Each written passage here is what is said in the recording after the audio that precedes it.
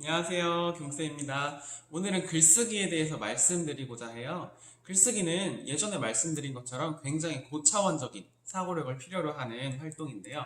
그래서 크게 좋아하지 않는 활동이기도 합니다. 사실 저번에 말씀드린 것처럼 1학년 아이들은 뭐 그림 읽기, 아니면 뭐 낱말 쓰기, 뭐 책에서 기억에 남는 구절 쓰기, 이런 식으로 접근을 많이 하는데요. 거기서 조금 더 나아가서 뭘 할 수 있을까 이제 고민이 되실 텐데요. 저는 그래서 아이가 이제 일기를 좀 더 구체적으로 쓰는 게 가장 먼저 필요하다고 보는데요. 그 중에서도 아이가 스스로의 감정을 나타내는 연습을 할 필요가 있다고 생각을 해요. 예를 들어서 아이들의 감정을 조금 다채롭게 표현을 하면 아이들의 그 표현력이 굉장히 높아집니다. 예를 들어서 자, 오늘 감정 글쓰기 해보자. 어떤 감정 쓸까? 그럼 아이들과 감정에 대해서 쭉 알아보는 겁니다. 뭐, 기쁨, 슬픔, 뭐, 조금 어려운 단어들, 뭐, 노여움, 뿌듯함, 등등. 여러 가지 단어가 있을 텐데요. 그런 단어들을 아이와 직접 하나씩 하나씩 읽어보시고 그 감정에 대해서 글을 써보는 거예요. 혹시 기쁨이라는 주제를 잡으셨으면 그 기쁨을 우선 첫 번째로 색깔로 나타내 보이는 겁니다. 내가 생각하는 기쁨은 어떤 색이다.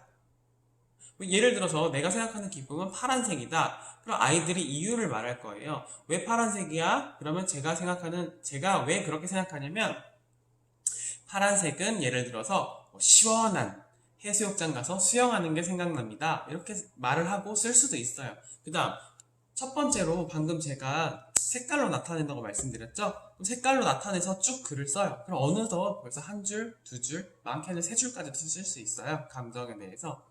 그 다음에 뭘로 쓰냐 하면 내가 생각하는 감정을 이런 사물이나 도구에 비유해 보는 거예요. 예를 들어서 내가 생각하는 기쁨은 지우개다.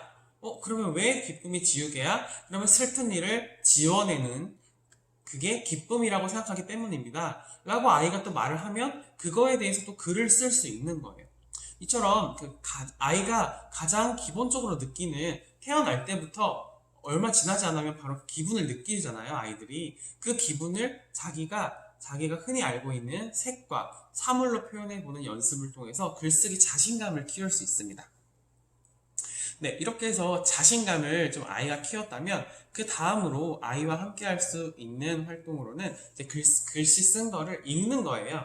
이제 읽는 걸 어떻게 읽냐면 뭐 부모님 앞에서 직접 읽을 수도 있고 아니면 아이들이 작품을 보통 어렸을 때부터 그림을 쭉 그리잖아요. 그럼 그림을 모아두는 것도 좋지만 아이가 첫 번째 쓴 글자들이 있어요. 어렸을 때. 예를 들어서 뭐 자기 이름 혹은 아빠, 엄마라는 단어를 먼저 썼을 거예요.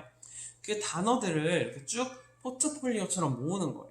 그래서 만약 혹시나 아직까지 모으지 않으셨다면 앞에 거는 뭐 이제 접어두시고 아이가 이제 감정 글쓰기부터 혹은 지난번 그림 일기나 일기로부터 시작한 거를 쭉 이어가시는 거예요.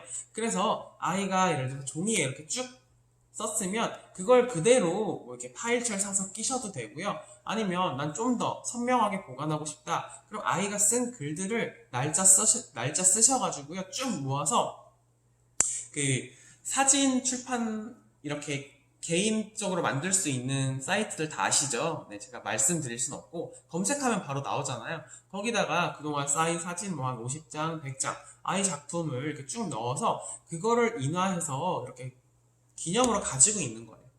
그러면 좋은 게 그걸 가지고 아이는 자기의 발전 과정을 살펴볼 수도 있고요. 자기가 예전에 쓴 글을 한번 읽어보면서 다양한 감정들을 느낄 수 있어요. 그걸 읽어보면서 아 내가 이렇게 썼구나 이땐 이런 일이 있었는데 라고 추억을 되새길 수도 있고요.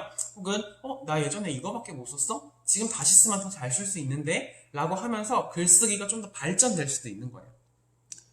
제가 오늘 두 가지 말씀드렸는데요. 첫 번째, 아이와 감정 글쓰기 꼭 한번 해보시고요. 그리고 두 번째, 글쓰기 포트폴리오. 아이들이 글쓰기 한 걸 꼭 모으셔가지고 포트폴리오도 한번 해보시길 바라겠습니다.